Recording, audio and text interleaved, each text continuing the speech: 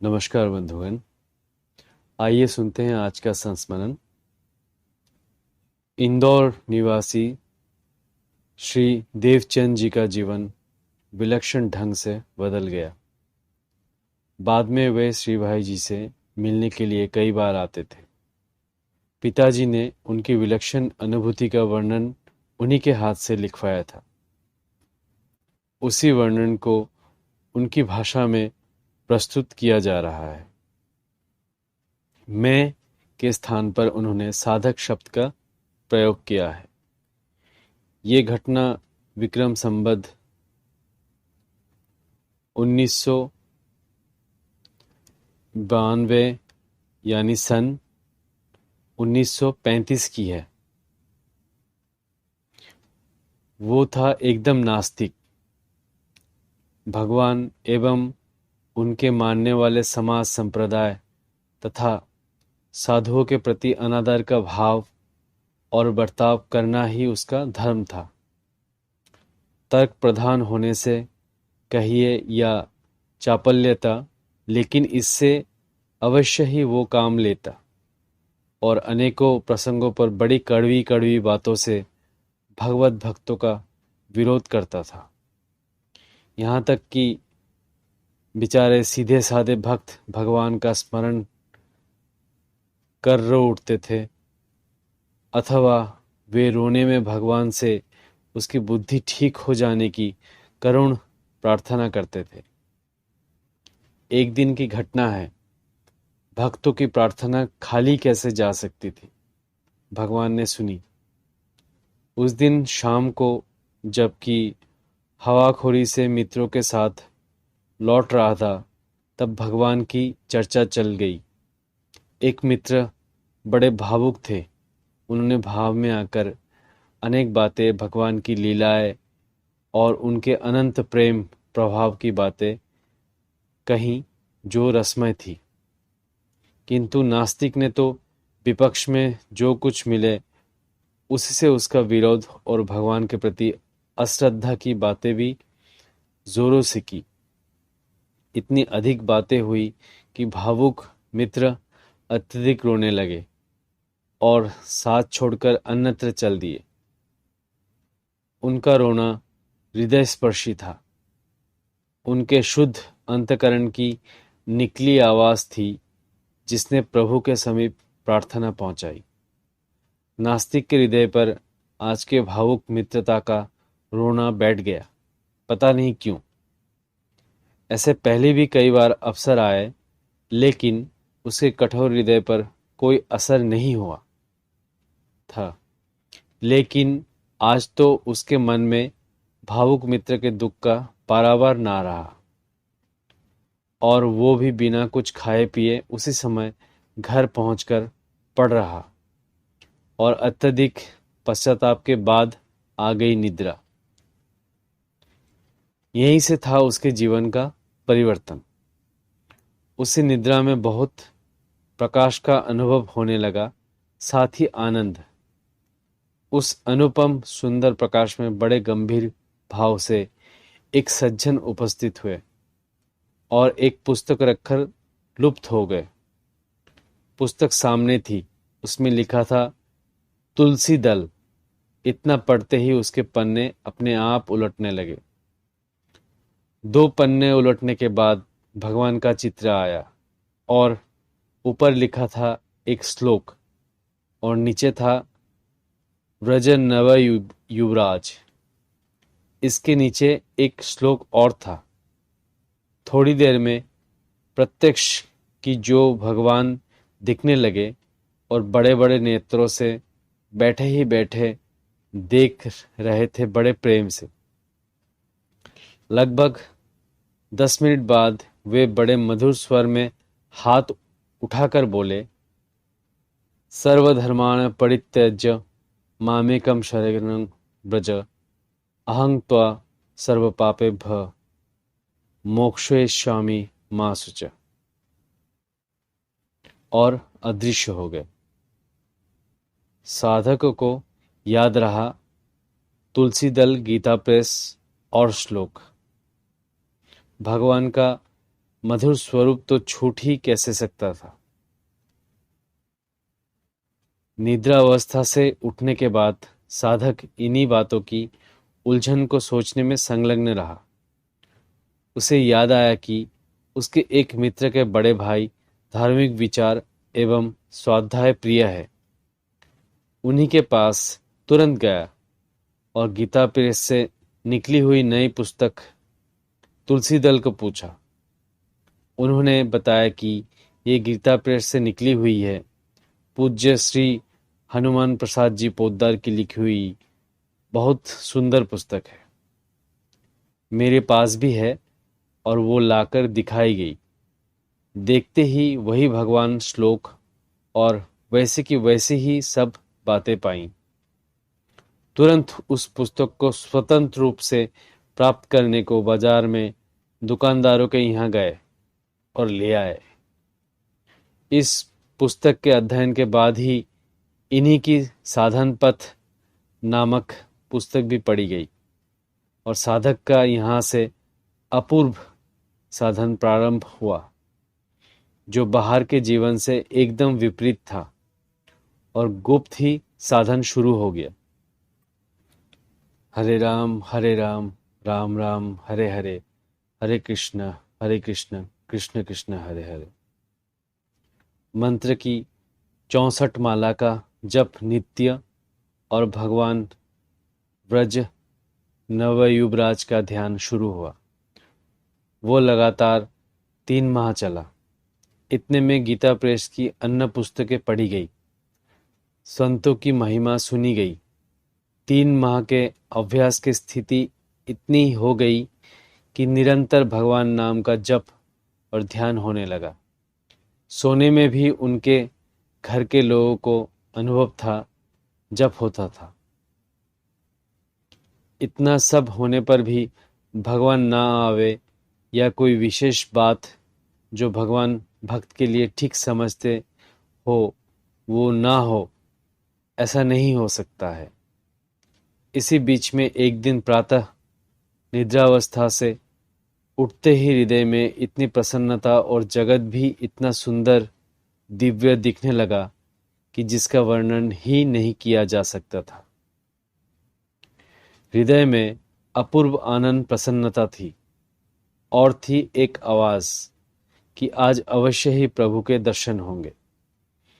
दिन भर खूब मस्ती रही, भूख का पता नहीं, बेसुध अवस्था।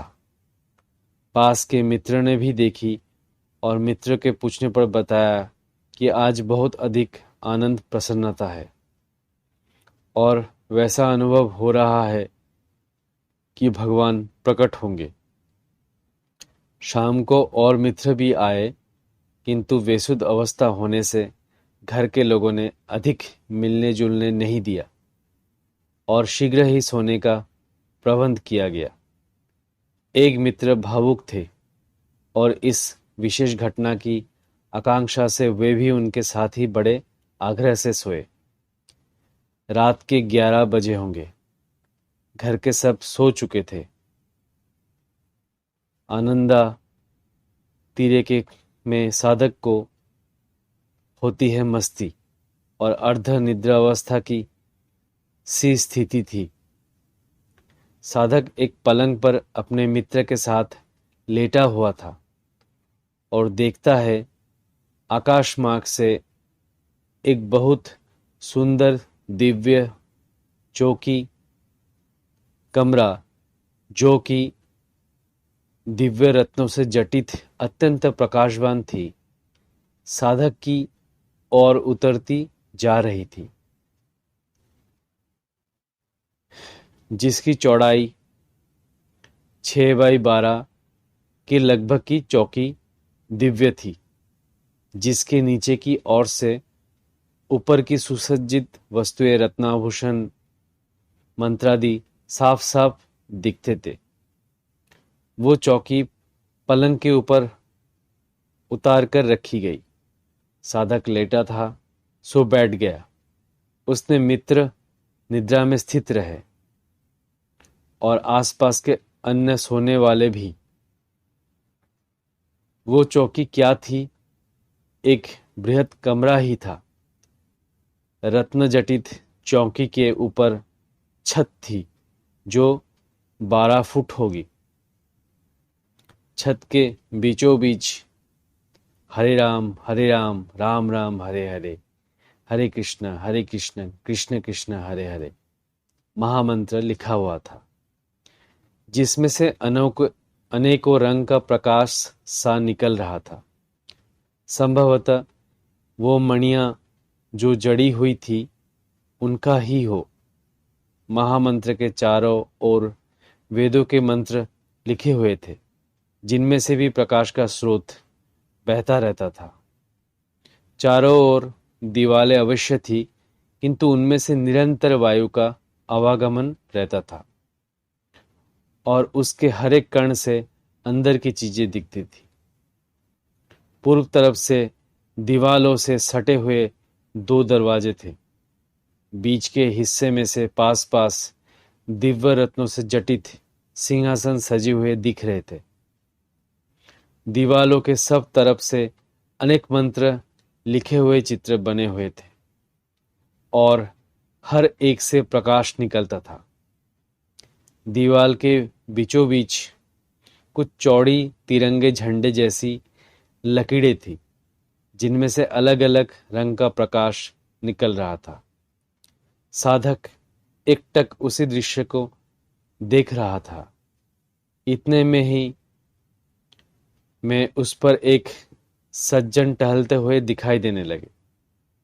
खादी का सफेद लंबा कुर्ता, मोटी धोती पहने थे। बीच की श्रेणी का स्थूल शरीर था, घूम रहे थे। वे बोले साधक से, तुम उठो, हाथ पैर धोकर ऊपर आ जाओ। साधक उठा। पास में एक लोटे में शुद्ध जल रखा हुआ था। उससे हाथ पैर धोकर ऊपर उन संत के पास पहुंच गया। उन्होंने कहा, आज भगवान के आज्ञानुसार तुम्हारे यहाँ उनके मंडल की बैठक होगी। इसमें अनेक संत महात्मा सम्मिलित होते हैं। कीर्तन के बाद भगवान द्वारा स्वयं नए भक्तों से कुछ कहकर बाद में जगत में सुख, शांति, संरक्षण आदि की क्या व्यवस्था करनी है, इस पर विचार किया जाएगा। ये कमेटी नियम से होती है। इसमें सब मिलकर सदस्य हैं, जिसमें 45 प्राचीन ऋषि मुनि एवं 45 आज के जगत में सशरीर प्रत्यक्ष काम करने वाले संत महात्मा। प्रत्येक की इच्छा अनुसार वर्ष में 4 दिन 4 स्थानों पर मंडल की बैठक रखी जाती है। इस तरह वर्ष पूरा हो जाता है। आज मेरी इच्छा अनुसार तुम्हारे यहाँ पर रखी गई है। मैं भारत में गोरखपुर से निकलने वाला धार्मिक पत्र कल्याण के संपादक का काम करता हूँ। हनुमान प्रसाद पोद्दार। ठीक 11 बजे से संत महात्माओं का आना क्रमशः प्रारंभ होता है। वे सब क्रमशः आते हैं और अपने अपने नियत स्थानों पर बैठ जाते हैं। संत जो जो आते रहते थे, वैसे वैसे भाई जी प्रत्येक का नाम परिचय देते जाते थे। इस तरह से सब आ गए। सबके आने के बाद कीर्तन प्रारंभ होता है। पहले ऋषि मुनि बोलते हैं और बाद में संत महात्मा दुहारते हैं। धीरे धीरे कीर्तन की गति बढ़ती गई और लगभग आधा घंटा कीर्तन होने के बाद सब खड़े हो गए। कीर्तन में कई नाचते कूदते और कई आवेश में हो रहे थे। ये साधक और भाई जी भी कीर्तन कर रहे थे। बीच में ही भाई जी ने साधक से कहा कि अब भगवान आ रहे हैं। आज के 3 माह बाद बुधवार को फिर से तुम्हारे ही मंडल की बैठक रखी जाएगी। भगवान के आने के पूर्व एक तरह की बड़ी मीठी मोहक गंध का आना प्रारंभ हुआ। उस गंध के कारण कीर्तन में विशेष रस पैदा हो रहा था। कुछ ही देर बाद प्रकाश आया और स्वयं भगवान भी पधारे। शनैः शनैः पृथक दरवाजों से आकर सिंहासन पर बैठ गए। कीर्तन में साधक का मन तन तल्लीन था। भगवत इच्छा से दिख रही थी लीला। भगवान के सिंहासनारूढ़ होते ही साधक आवेश में आया। रोमांच, अश्रुपात और अखंड आनंद की मस्ती में झूमता भगवान के चरणों में गिर गया। फिर क्या हुआ इसका विवरण पता नहीं। साधक की शक्ति के बाहर की बात थी। साधक अंत में गिरा अपने पलंग पर बेहोश। उसका मित्र और पास के सोने वाले जाग गए। 6 घंटे बाद साधक को होश हुआ। तो मित्रों, आज का संस्मरण यहीं तक रहा। धन्यवाद।